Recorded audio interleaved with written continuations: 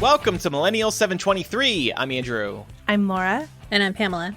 On today's episode, we'll discuss rising prices around the country and maybe the world, Juneteenth, traditional versus streaming TV viewing habits, Anthony Mackie being in hot water over comments he made about people who ship Sam and Bucky, and it's finally time for another surprise bitch.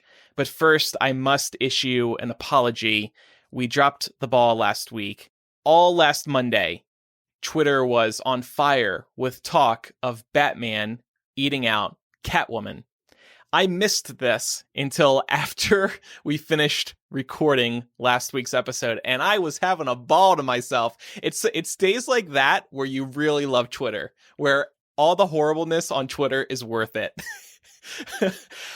So what happened was, last Monday, we learned that DC asked the Harley Quinn TV show to remove a scene from season 3 in which we would see Batman performing oral sex on Catwoman.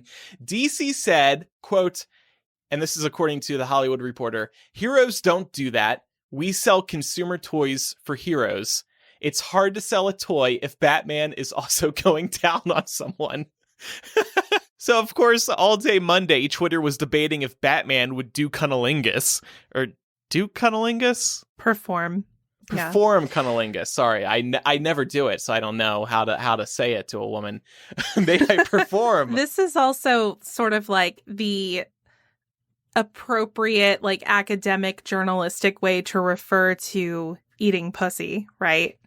Yeah, but we are not professionals here on the show. No, so we you can just say eat pussy. Yeah, okay, good. Because I'll say, like, eat ass, but not perform ass. Perform ass. Anyway, one of the best parts of the story was a few days later, Justice League director Zack Snyder tweeted an image of Batman eating out Catwoman and included the caption, "Canon." That was the tweet. Canon with that picture. So I guess, first of all, my question is, do you guys agree Batman would go down on a woman? I feel like he would. Yeah, he's like hooking up with women left and right all the time. There's no way. He's Batman. He's a badass. Of course he would do that. Yeah, and also I disagree with the whole argument because I saw some people interacting with this on Twitter and being like, no, heroes do that. And I'm like, I don't think that somebody gets like a gold star just for doing something pleasurable for their partner. Like, that should be a standard in relationships, right? Both ways. It should go both ways, right? Reciprocity is important. But I got really annoyed by some of the rhetoric that was like, no, heroes do eat pussy. And it's like, well, not just heroes, like anybody can. Right. It's okay. Yes. And it reminded me of how Disney and Lucasfilm handled Rey in the newest Star Wars movies.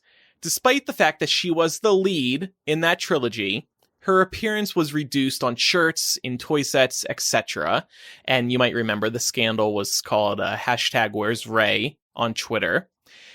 And the assumption was they were afraid to feature her in action figure sets, on t-shirts prominently, etc. because they thought it would hurt sales. Boys wouldn't want to buy toys with a girl in it. They wouldn't want to buy a shirt with a girl on it. They're so afraid to try. Who cares if Batman eats out Catwoman on a show that, by the way, nobody watches? This show does not affect toy sales, right? I mean, the show, Pam, what is the show even on? Well, I don't know. It's on HBO Max now. It was a DC Universe original. DC Universe is the streaming service that you probably never heard about unless you're super into comics. They realized they were losing money. So now they're just a comic hub, and they sold all of their original programming to HBO Max. Okay. So that's where this Harley Quinn show is now.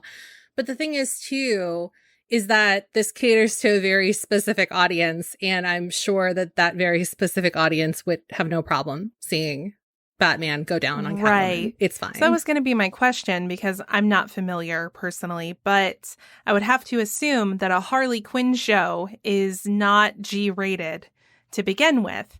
So why is this a deal breaker? But the thing is, like, what they're really saying, too, is that they feel like men don't want to see that represented in their heroes, you know, which is like really dumb. I feel like they would. Because it's always like, It's always like the male scope at which they're kind of tackling this, even like with the example that you just brought up with Disney and Lucasfilm erasing Rey from the merchandise. They literally did that because they said that like boys wouldn't want to purchase those things if they saw a girl featured. Yeah. So that implies that there's no woman that would want to, purchase that merchandise. And it also just implies that like the majority of people purchasing merchandise would be uncomfortable by it based on a plot point. So unless they're going to make a toy depicting this sex act between Batman Right. and Catwoman, I don't see the problem. Right. And this scene would probably only be like 30 seconds in the show. It's hardly reflective yeah. of Harley Quinn and Batman and Catwoman. What cracks me up is people are in high positions of power getting paid a ton of money to make terrible decisions like this. It's another reminder that no matter how high up somebody is, they could still be very stupid.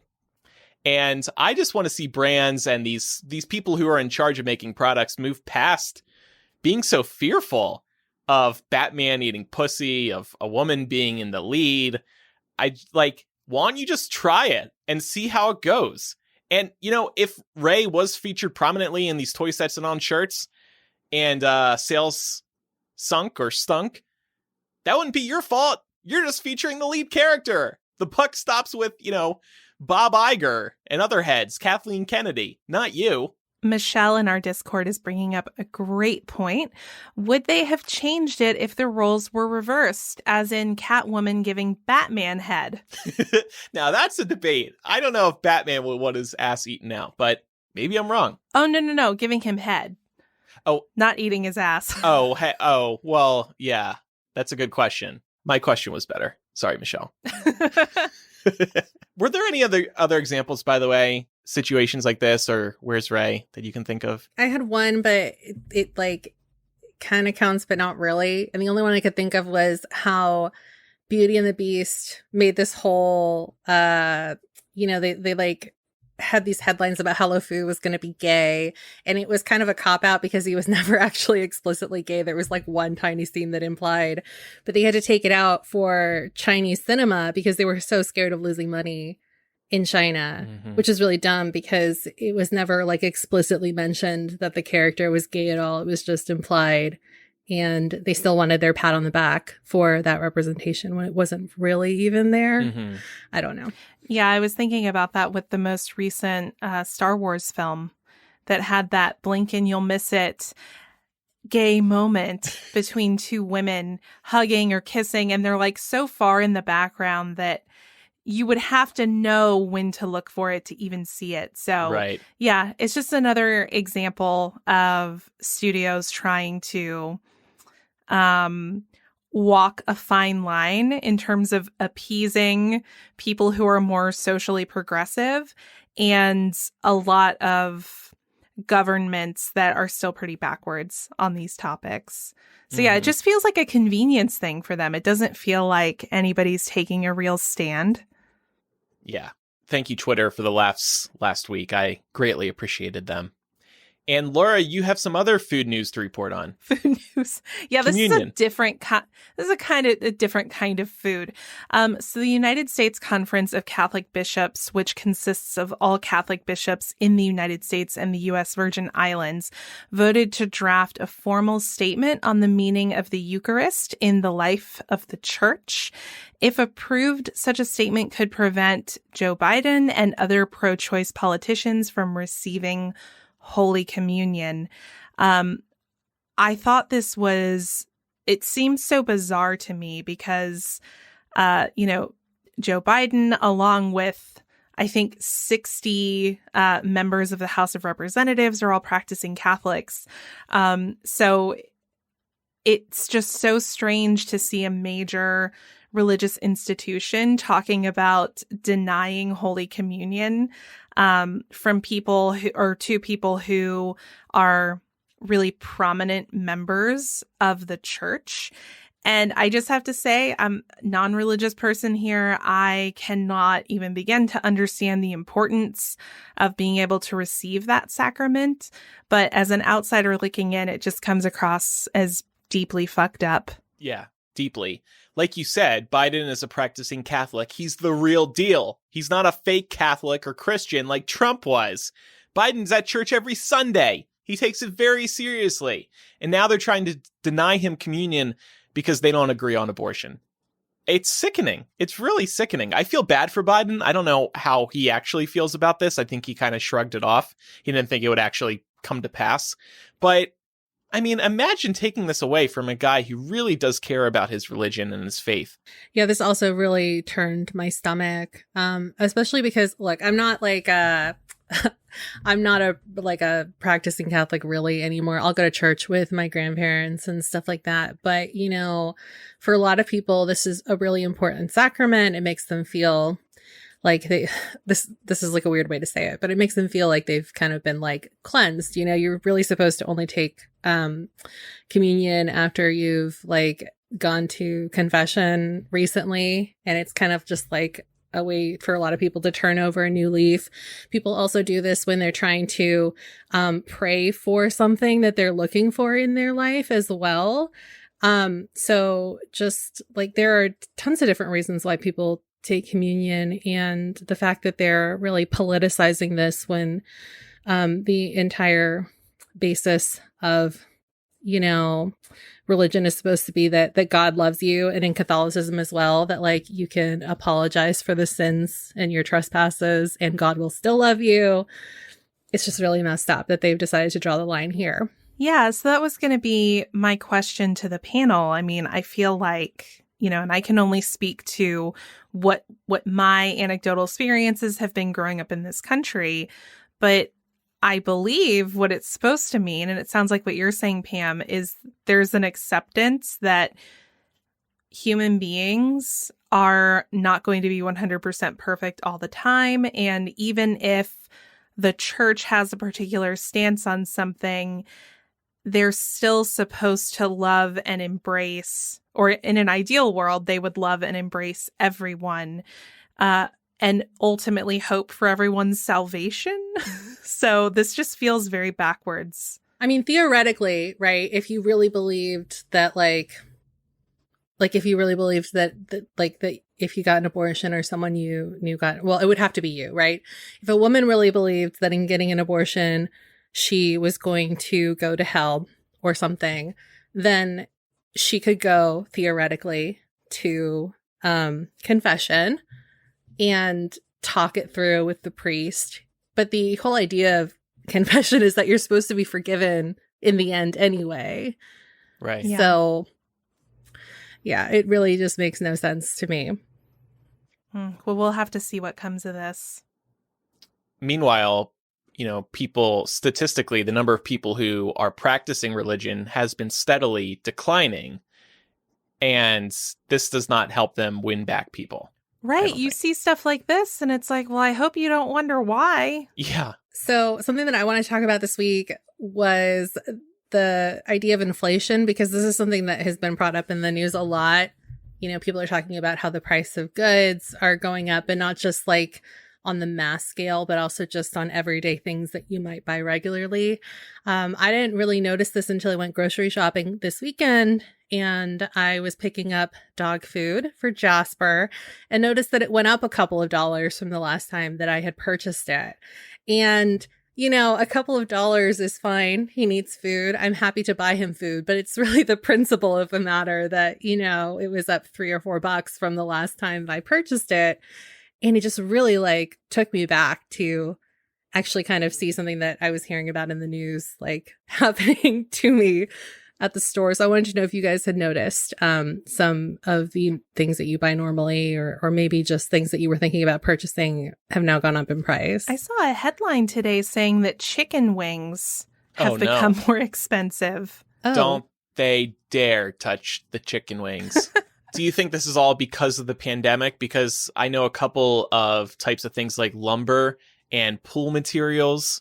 The cost of building a pool has gone up a lot because of the pandemic. I'm not building a house or a pool, but I see this, talk of this in Facebook groups. Yeah, some of it is supply and demand, of course. But I think what people are really starting to look at now is whether or not this is going to last. like past the rehabilitation process of the nation. But it's kind of like, it's hard to say, honestly. So there are from what I understand, there are a couple of different reasons why this is happening. One is obviously supply issue, but also there's there's a labor force issue as well. So a lot of these places don't have the means with which to provide the amount that people are looking to purchase. And so until that gets fixed, yeah, I think you can see this reflected when you walk into retail institutions in some places. I'm having to spend a whole lot more time in home improvement stores than I would like at the moment. And I was in Home Depot over the weekends, and when I was in there, they only had self-checkout open. There was nobody working any of the checkout lanes. They had one person at the customer service desk. And everybody else was dedicated towards trying to just run the store. And there were carts of stuff everywhere that needed to be put away. It was really hard to navigate the store because of it.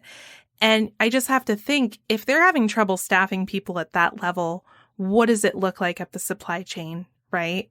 Mm-hmm. And to the point about pricing, I also noticed that drywall was like at least double the price that people were used to pre-pandemic. So even if you're trying to do something simple like drywall part of your home, that's going to be more expensive. I'm reading a book right now called Nomadland, and it was turned into a movie last year, and of course won the Oscar, right? For Best Picture, I think it won. And the author follows a couple of people who are older in age and try to work at home improvement stores, and they don't pay anything. And this was a few years ago. So I'm sure that has not changed over the past few years, at least not much. And yeah, I mean, as we've discussed before, people are fed up with these low wages, and they're making a good amount of money through unemployment for the time being. And they're just like, it's time to go elsewhere. I'm not dealing with this anymore. And in a way, it's a good thing in that it might force these companies, like in your case, Laura, your example's case, Lowe's and Home Depot, to finally start raising their wages. I also did want to mention, kind of on a similar note, I don't know if you two have heard this, but used car sales are through the roof right now because of this chip shortage, this computer chip shortage. Everything with a computer chip in it is suffering from this issue right now because of this chip shortage. And because these car makers are producing less cars, there's more of a demand for used cars. So all of our existing cars that we already own, if you try to sell them right now, you can make more than you normally would. For example, Pat's car was worth about $5,000 more than it would have been even 6 months ago. So he actually just sold his car yesterday because he was thinking of selling soon and getting a new car, and he traded it in for a brand new Ford Escape. So he's very happy with that. And I mean, this is like free money right now, practically. Cars never appreciate in value. No. I mean, some like rare ones will, but that's the standard car will never. The moment you take that off the lot, it's worth a lot less. And right now, all cars are going up in value. So if you've been thinking of selling your car and getting a new one, go to CarMax, go to Vroom. It's very easy. You pop in the license plate or the VIN number, and it'll give you an offer. And all these places will match each other's offers. And I wonder, too, if this is a result of what the car economy has looked like over the last couple of years. Again, this is just anecdotal, but I have a Toyota Prius, and it's a few years old. Every time I'm at the dealer for some reason, they try to talk me into trading it in because they were like, we don't have enough used cars for people on our lot. And this was pre-pandemic that this was going on. So yeah. I wonder if there was already a demand starting to simmer, and then the pandemic just made it explode. You should pop your car into CarMax just for fun. Just see what I'll they'll do offer. it when I have some downtime. Maybe I'll do it in After Dark and see what they say. We can make bets on how much CarMax is going to offer Laura for a car. And so the dealer at Ford told us over the weekend that one of his friends sold his car on CarMax just to grab that extra money, because we don't know how long this is going to last. All this demand is going to last, and these values are going to last. So he sold his car just for the hell of it to get that extra cash. I was like, respect. That's something I would do. I might do that if I had access to better public transportation, honestly. Yeah, why not? And then buy again later when all this smooths out. And by the way, this chip shortage is going to last probably another year at least, they're projecting. So this issue might not go away for a while. All right. Well, Andrew will be kicking off pop culture for us shortly, but first, Pam and I have a quick word from one of our favorite sponsors, Way. I have to confess, I have not had a haircut since January of 2020 because of the pandemic, so my ends have seen better days, and I'm a frequent dry shampoo user too, so that means my hair can always use a little extra TLC. Thankfully, I've been a longtime user of Way products and was already familiar with their clarifying detox shampoo. Not only is Way's signature Melrose Place fragrance obsession worthy, my hair always feels so clean and soft after I use the detox shampoo and the conditioning hair mask. Pam, how are your Way products treating you? Oh my gosh, so good. I feel like every time I use this, it just revitalizes my hair. The nice thing about the detox shampoo is that you're not really supposed to use it every day. But if you use dry shampoo like Laura and I do, or even if you follow like a sulfate paraben free regimen for your hair like I do, it just really helps get rid of all that extra buildup. And I always notice a difference because my hair just looks a lot lighter. It looks a lot fuller. Like my natural curls and waves just look a lot better shaped. I'm glad you mentioned that because another thing I love about the detox shampoo from Way is that it's great for all hair types, even hair treated with keratin, chemicals, color, or a Brazilian blowout. Just use once a week to neutralize product buildup, oil, dirt, and hard water from your hair and scalp without stripping away moisture. And if you can't get enough Way, check out their full collection of cruelty, sulfate, and paraben-free hair care, body, and fragrance products. When you're ready to undo some damage, hit the reset button with Way Detox Shampoo. Go to THEOUAI.com and use code MILL to get 15% off your entire purchase. That's THEOUAI.com and use code MILL for 15% off today. So Nielsen, who monitors TV viewership, has a new way to measure streaming, and they have some new streaming versus traditional TV viewership numbers to share, and I thought they were pretty interesting. Their new metric called the Gauge measures streaming TV viewership by monitoring what is passing through 14,000 internet routers in U.S. homes. Nielsen used to only measure using microphones placed in households to listen for what they were watching, which is a little creepy. Netflix used to criticize this old method. They called it very inaccurate. But in the past week, they've actually come out in support of the new modem measurement method. So it has revealed that in May 2021, people were spending 64% of their TV time watching network and cable TV, 26% watching streaming services, and 9% of the time they were playing video games or watching DVRs. In the streaming part of the pie, Netflix and YouTube were 6% of total TV time, Hulu was 3%, Amazon 2%, and Disney Plus 1%. I was actually surprised that Disney Plus was only 1%, but I guess it is the newest of these, so maybe that's why. Nielsen estimates streaming is growing at 6% per year, so at some point, streaming will surpass traditional television, cable and network. So I wanted to ask you, do these numbers align with our own habits? Because I feel like the three of us here spend the majority of our time watching streaming. Yeah, I don't have cable, so all I do is stream. Yeah, same. I mostly stream as well. And I think I'm looking at these numbers. I might flip Disney and Amazon. But other than that, I think that this makes sense because Netflix and YouTube offer way more of a variety of content. Hulu makes sense in that second spot because people will use that to catch up on network television that they missed.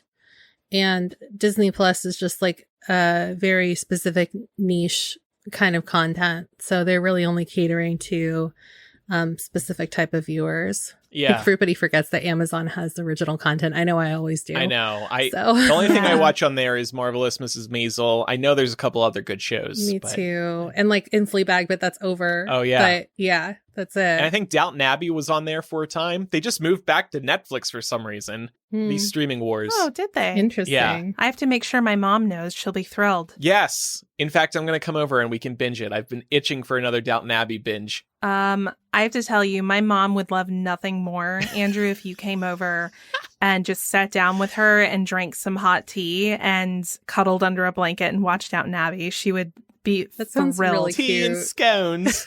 And our dog, Isis. Isis.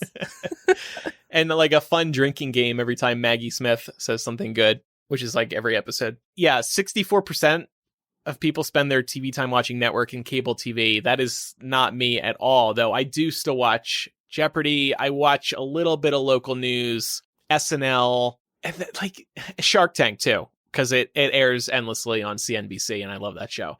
That it's kind of interesting that it's I guess it's cable too. So I guess maybe people tune into like HBO. Do they count that as I think so. like all of these networks that have streaming services now? Do they count that as network television or streaming? Because that would be my question. Well, I think it just depends on which way you're watching that. Okay, got it. It's a good reminder that we very much live in a bubble here, and this is not most of America. So I want to talk about Anthony Mackie, who obviously has been in the news off and on because of Falcon and the Winter Soldier. He's not really in the news this past week for good news. He's kind of catching a little bit of heat for the way he responded when asked about what people shipping Sam and Bucky on the show. So this interview actually came out as part of Variety's Award Circuit podcast, in which the host asked about fans who outright want Sam and Bucky to become a couple. And Anthony Mackie definitely put his foot in it here. So this is what he had to say about that. He said, "So many things are twisted and convoluted. There's so many things that people latch onto with their own devices to make themselves relevant and rational. The idea of two guys being friends and loving each other in 2021 is a problem because of the exploitation of homosexuality. It used to be guys could be friends. We can hang out and it was cool. You would always meet your friends at the bar, you know. You can't do that anymore because something as pure and as beautiful as homosexuality has been exploited by people who are trying to rationalize themselves." So, did you all see Luca this weekend? Oh my God, they are totally gay.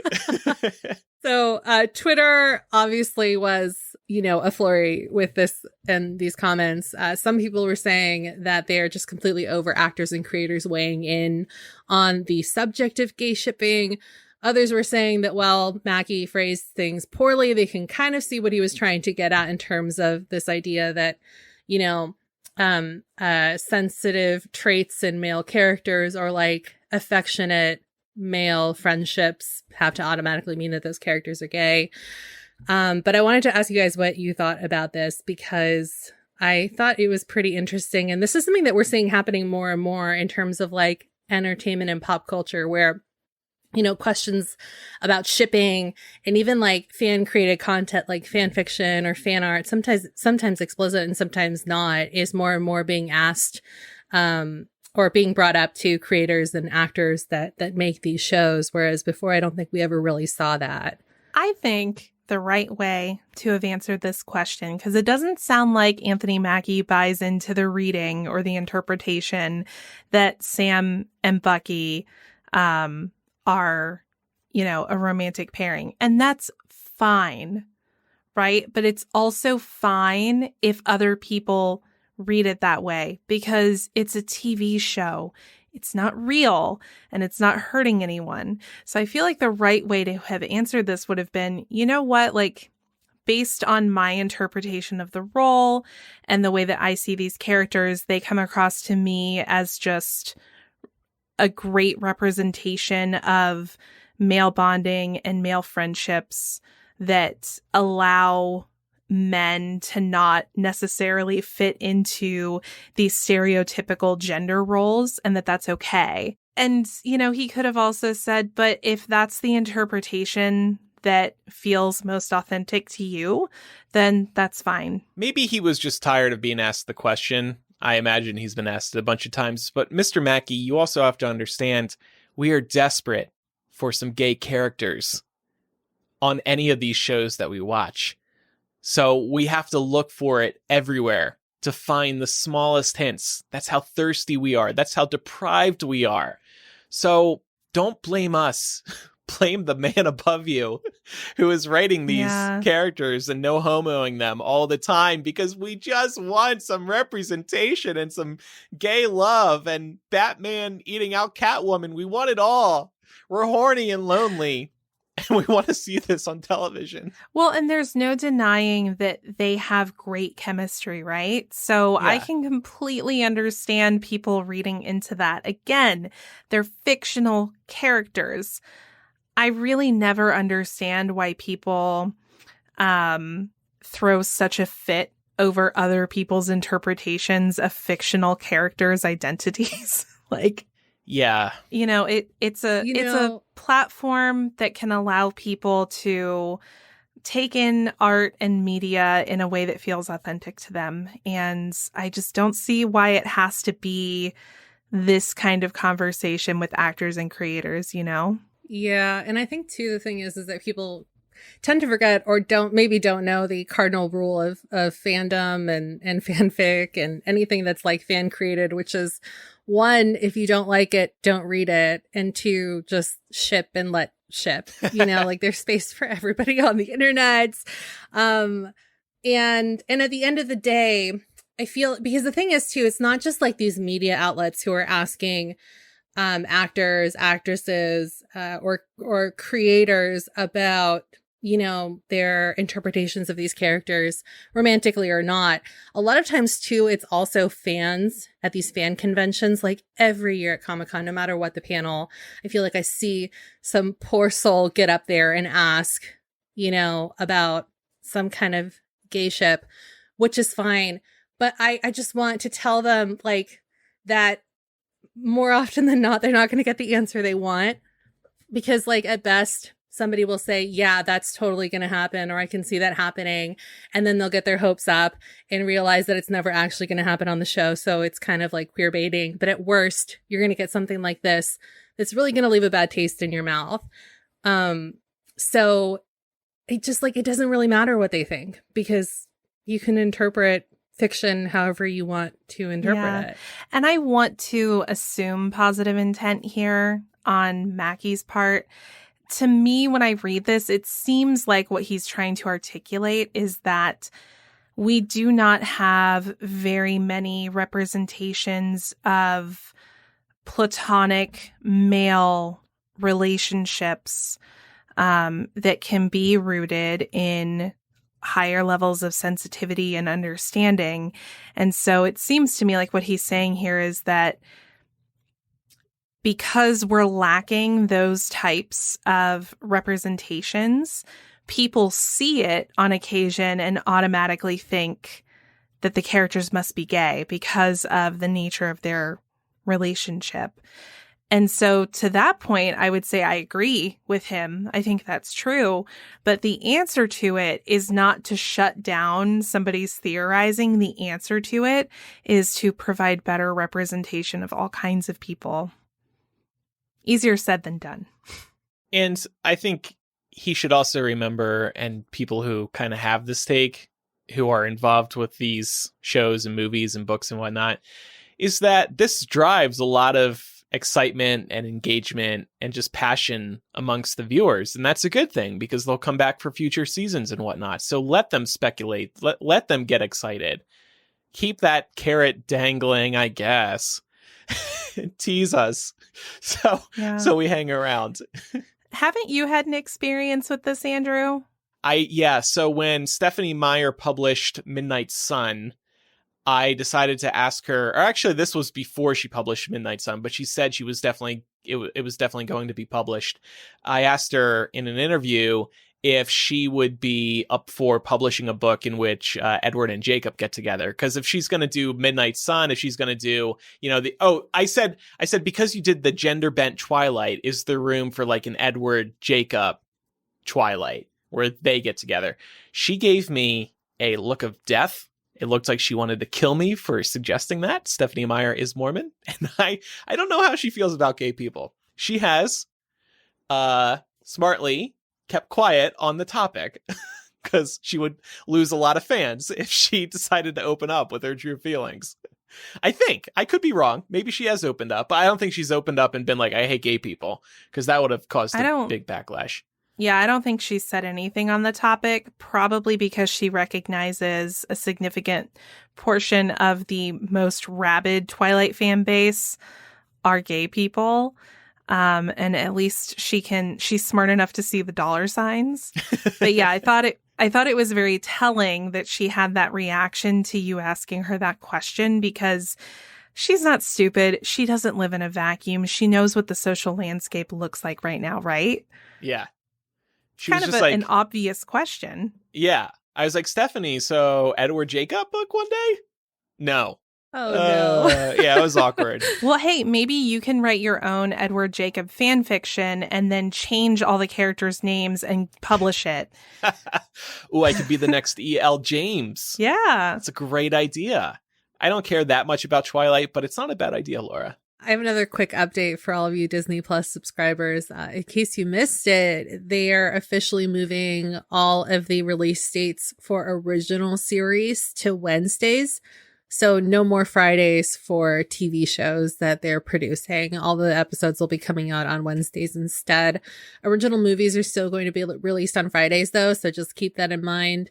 And this is really coming on the heels of Loki launching its new episodes on Wednesdays instead of the traditional Friday, which I know that we discussed before the show came out, but I wanted to know, since a couple of episodes have aired now, how you guys are liking this new Wednesday release format. Personally, I keep forgetting that I don't have to wait until Friday to watch new episodes. Yeah, I don't know how I feel about it. It must have worked out well for Disney Plus if they've decided to put all their TV shows on Wednesdays. And getting back to what I was bringing up earlier in terms of viewership, Disney at 1%, maybe they're thinking moving to Wednesdays will make it easier to compete with these other people because they're not releasing new shows earlier in the week.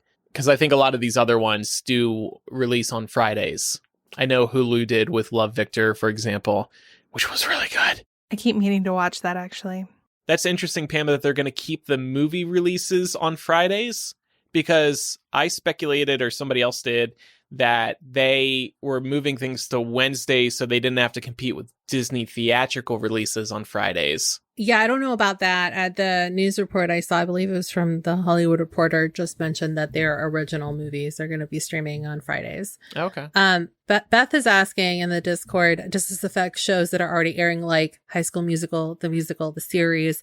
It does not, but they have shifted upcoming releases for series over to Wednesday. So something like Monsters at Work was originally slated to be released on a Friday. It's now being released on the Wednesday before, or the Wednesday after.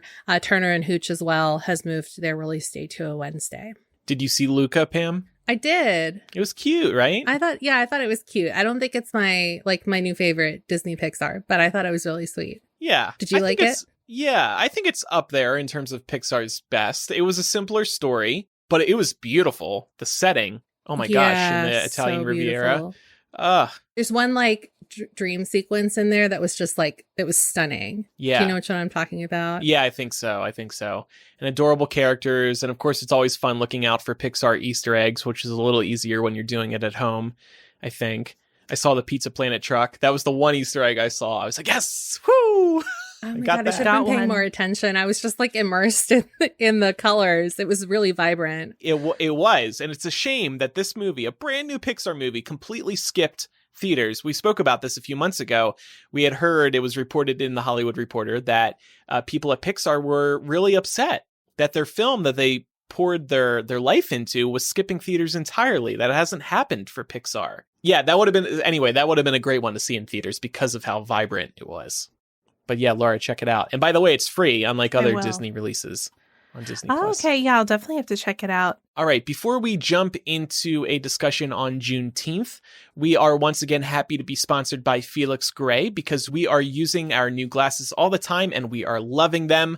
Felix Gray makes blue light filtering glasses. Felix Gray's glasses filter 15 times more blue light than the other glasses out there. It's just a fact that blue light is bad for your eyes. It can make your eyes feel tired, sore, burn, itch, even water, all these problems. It can also cause headaches, difficulty focusing, and as we've heard over the years, it can make it harder to fall asleep. Making matters worse, we're told by our phones that they offer blue light filters, but those alleged modes don't actually do anything because the screen is still emitting the blue light, just with a yellow-orange color thrown over top of it. Felix Gray glasses put a barrier between the blue light and your eyes. I very quickly noticed an improvement, and now I can't imagine working without the glasses on a daily basis. You can wear these when you're not working too. Not only do they look great, but they also work with LED light bulbs, Kindles, TVs, and phones, basically any screen. They're available with and without prescriptions, and they come with a 30-day money-back guarantee.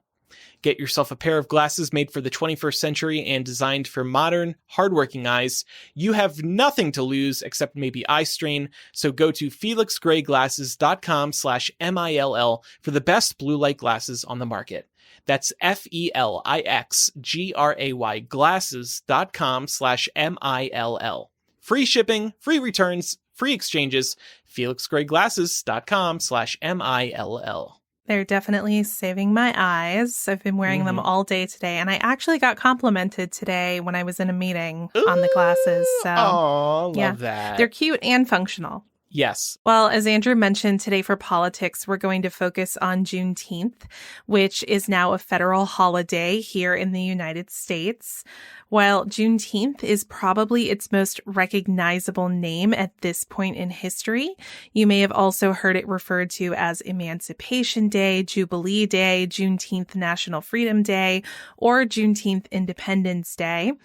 Juneteenth marks the day in 1865 that a group of enslaved people in Galveston, Texas, found out they were free.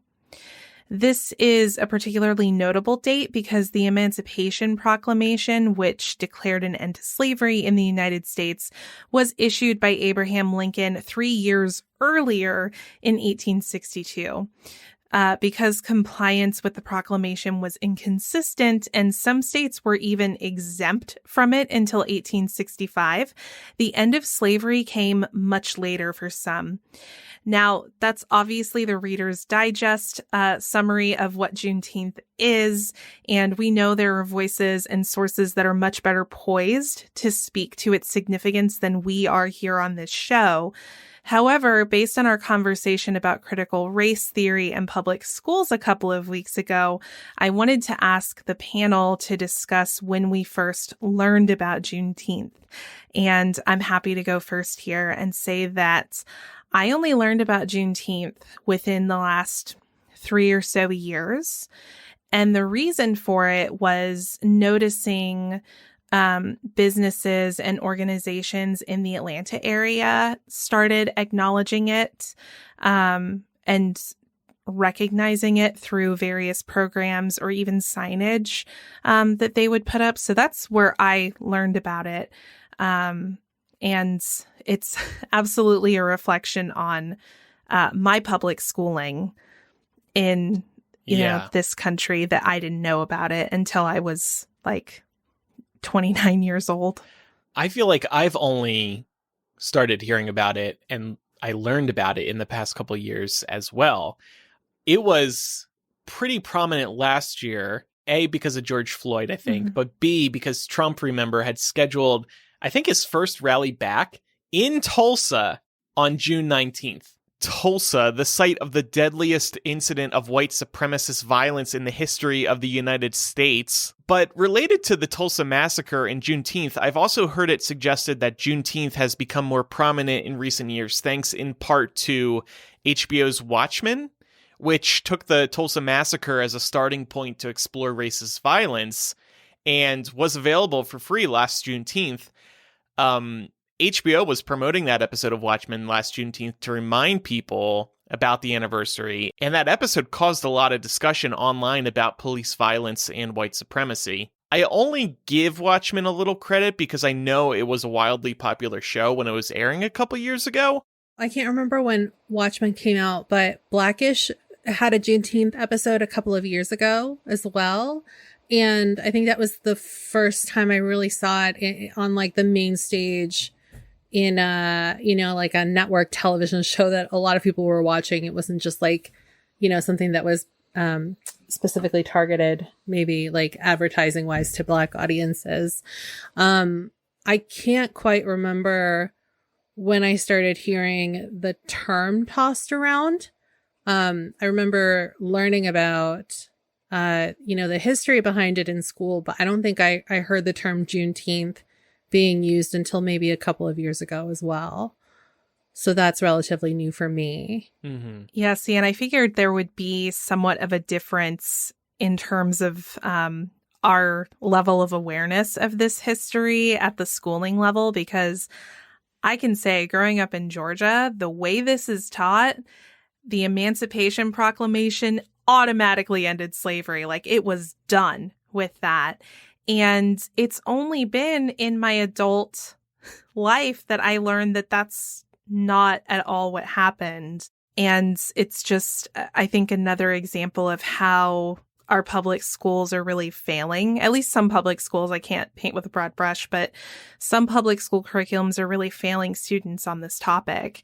And I would argue it's the reason why we have quite a sizable chunk of the population that is unable to approach the conversations surrounding race and racism with any level of nuance because they don't understand the history. Yeah, I mean, like, I can't remember exactly what I said, but I do want to emphasize that it was definitely like in college. I did not learn that in grade school. Yeah. And it was probably just because a couple of I don't know technically what they're called, but basically, like at San Francisco State, which is where I went to school, you can take classes in different colleges, and you have to take a few of those for my major, which is journalism and international relations. So you can take like Afrikaan study classes, or you can take American Indian studies classes, or Hispanic heritage classes and stuff like that. And so because of that, I signed up for a lot of these classes just because I needed the credits.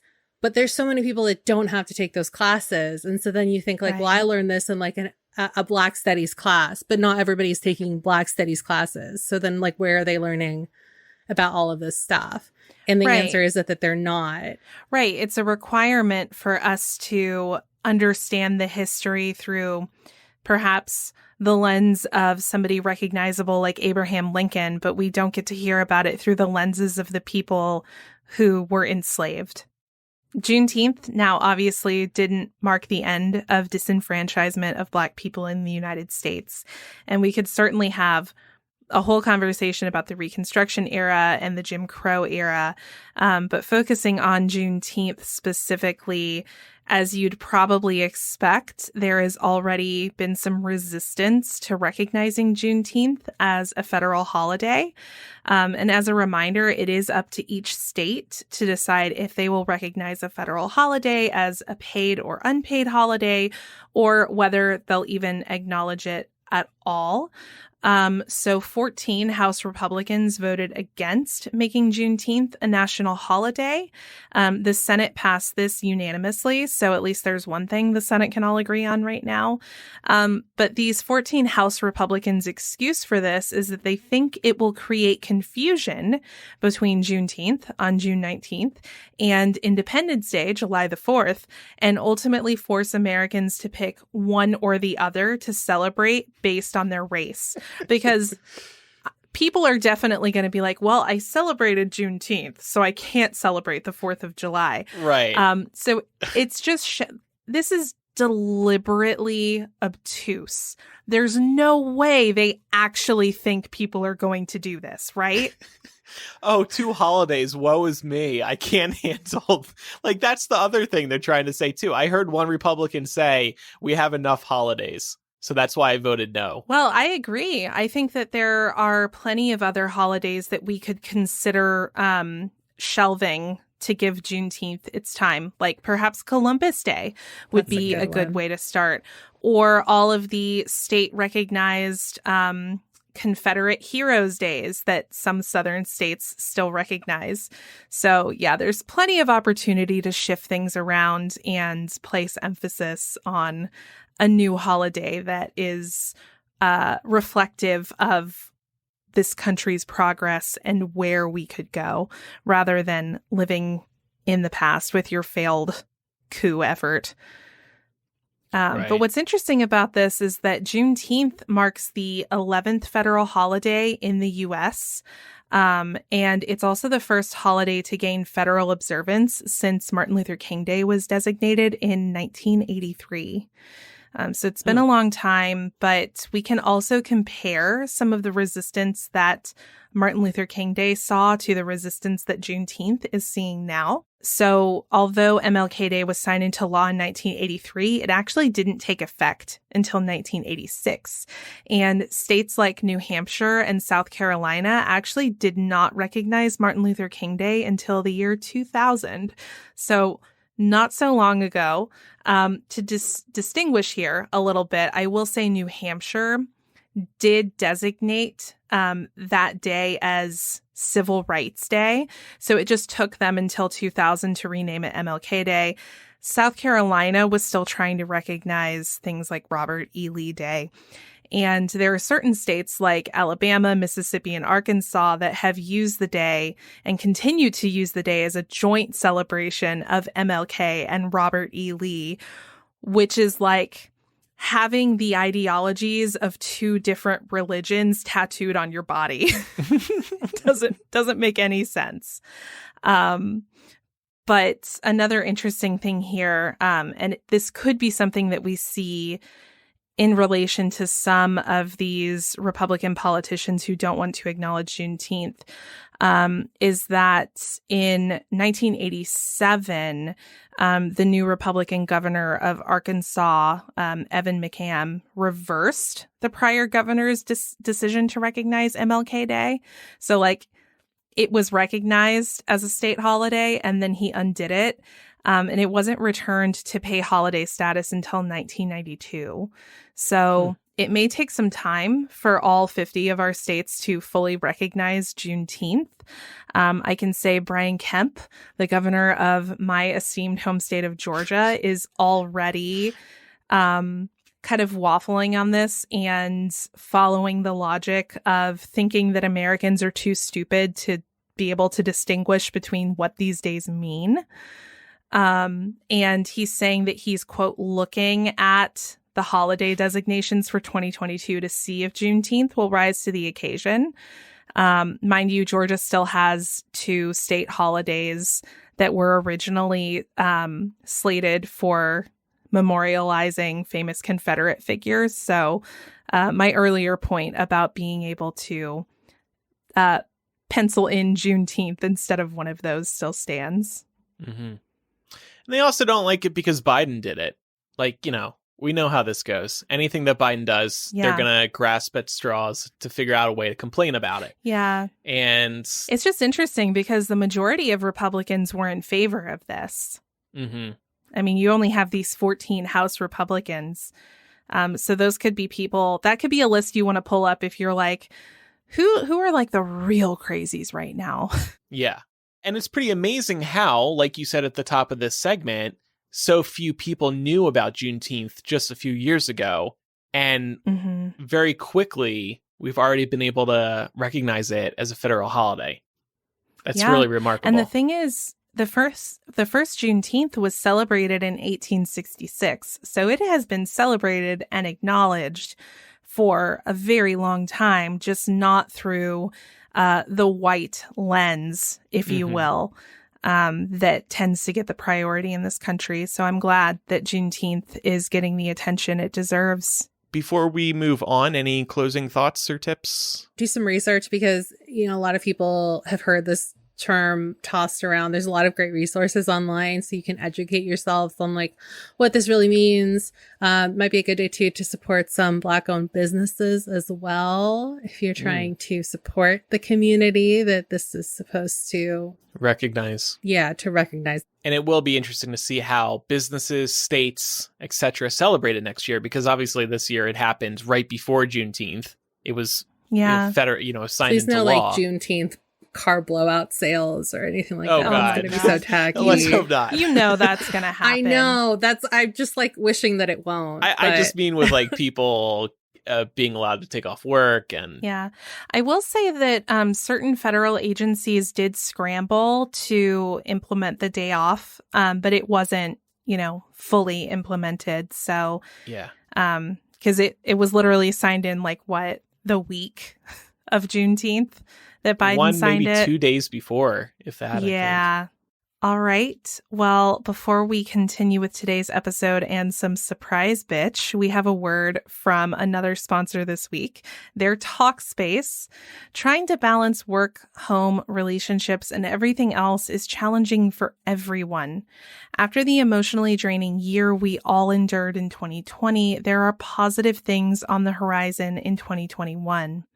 It's time to take what we learned in 2020 and start heading in a new direction. I know we celebrated Mental Health Awareness Month in May, but it should be our priority all year long. Take the first step with online therapy. That's why I want you to try Talkspace. Talkspace is the #1 online therapy platform that has thousands of licensed therapists trained in over 40 specialties, including anxiety, depression, relationships, and more. Your therapist can help you set and achieve your goals. Having someone to talk to and truly listen to you and give you advice makes all the difference. Your therapist will be focused on you and doing what they can to help you thrive. Talkspace is a fraction of the cost of in-person therapy. Instead of waiting for an appointment, you can send unlimited messages to your therapist 24/7. I love being able to message my therapist in the moment rather than trying to remember everything I wanted to talk about at an appointment. You can send messages from wherever you are, too, making it very convenient all the time. As a listener of this podcast, you'll get $100 off your first month of Talkspace. To match with a licensed therapist today, go to Talkspace.com. Make sure to use code MILL to get $100 off your first month and show your support for the show. That's MILL and Talkspace.com. Okay, it's time for... Surprise, bitch! It's been a while since we've done this. Need to get back into the habit. My B. And today we're calling Cohen. Hi, this is Cohen. Are you vaccinated? Yes, I am. Hey, Cohen. Hi, Surprise, Cohen. bitch. It's Millennial.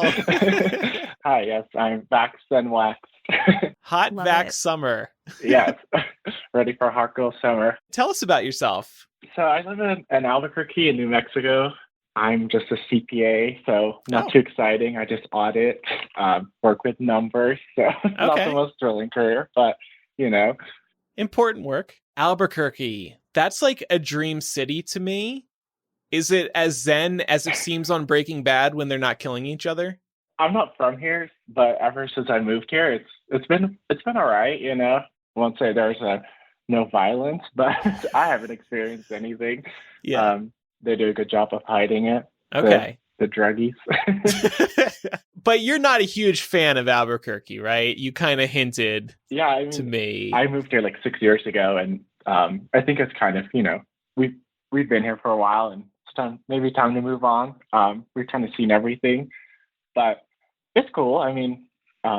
There's just not a lot going on, like you said, it's very relaxed, but that also means for the people that live here, we have to go to other cities to have fun. So yeah, and it is kind of remote. Like you're not particularly close to other cities other than like Santa Fe. Yeah, but that's remote too. Yeah, like Denver is like a 6-hour drive, so that's probably the closest city. So not too exciting, but I don't hate it. Okay, and Vegas is like 8 hours, so yeah, it's kind of a jaunt. Yeah, I think it's really cool there. We drove there once, but that was a little crazy. When I had an old car, it was like no cruise control, so we drove like all night. Back in the college days. Oh yeah, I've been there. I feel you. Yeah, so it was pretty terrible, but yeah, now we can fly hopefully soon. So I'm excited to go in the fall, hopefully. Oh, okay. To Vegas? Mm-hmm. Yeah. Cool. Hit me up. We'll hire some hookers. We'll have a good time. Yeah, I'll let you know. Okay. No, seriously, do. Question for you. Have you ever, so in After Dark today, we're going to be talking about the alleged intern who sent out this mass email to all HBO Max customers. Everybody was talking about it on Twitter, and it led people to start talking about mistakes they've made at work. Have you ever made a big mistake at work that you ended up feeling bad for, or maybe just like really guilty for? Or did you blame something on an intern? I definitely blame stuff on interns. But there have been a few instances. Like, I mean, I think one time, so we work really closely with like our clients, right? And we kind of have to we're like trying to advise them as much as we're trying to tell them they're wrong. And so I think one time when I was very new, we were like having to calculate this one number, and I don't know, my math skills aren't that good, even though I'm an accountant. And I miscalculated it, and so we made this whole big deal. We got everyone involved, like the client's CFO, like controller, like, oh, this number is wrong. Then turns out I just miscalculated it, so that was pretty embarrassing. Yeah, it happens though. Yeah, but not too bad. I mean, I think otherwise, I guess one time I didn't realize the coffee. Someone in our office like brews like cold brew. Ooh. So I just like poured a glass in the kitchen, and then didn't realize it was like cold brew concentrate that you have to water down. Like I think it's like 7 parts water, like one part cold brew. So that was kind of a mistake. It was like shivering all day. Yeah, I think I've made that same mistake as well. Just drinking cold brew concentrate straight, and oh my God, that is strong. I was all new, so I didn't want to say anything. I was just sipping my coffee, and before I knew it, Final question for you. Any questions for us? So our first like post-pandemic trip is going to be in like a couple of weeks to like the East Coast, like New England area. Awesome. And we don't really know what to do. We're flying into New York, and then we're kind of driving all the way up to like Maine and like Vermont area. So through like Boston, all those kind of like coastal cities. Yeah. So I have no idea. I've never been there. If you're going to be in New York, go to the Dead Poet. It's a great bar on the Upper West Side, near Columbia. It's like, I'm trying to remember it's on Amsterdam. One of the last times I was in New York City, my friend found this place that we went to. We had such a good time. Don't Tell Mama. It's a piano bar. Oh my gosh. Oh, I've been there before. We had such a great time. It was so fun. We were sitting right in front of the piano, and like the waiters were singing as they were serving their drinks and stuff, and like collecting drinks from the bar. I was like really into it. They actually have one in Vegas too. I have to check it out. It's been a while since I've been to New York. I'm not sure what's still open and what's not. But if it's still open, there's a coffee place called Mud, which I really like. They used to have a truck over by Astor Place, but I think that they don't anymore. But they do have a physical location not far away. So if you're a coffee fan, I would recommend getting something from there. Great. All right. Thanks, Cohen, for your support.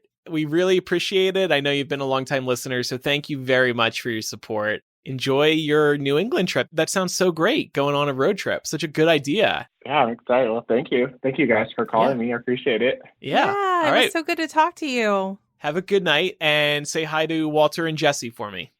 Will do. Thank you. All right. Bye. Bye. That was a Breaking Bad reference for people who haven't seen the show. It's my favorite television show of all time. I've seen it multiple times. I've seen no other show multiple times. Please, everybody watch it. It's my heart. Which I know is weird to say. It's a pretty fucked up show, but it's just that good, in my opinion.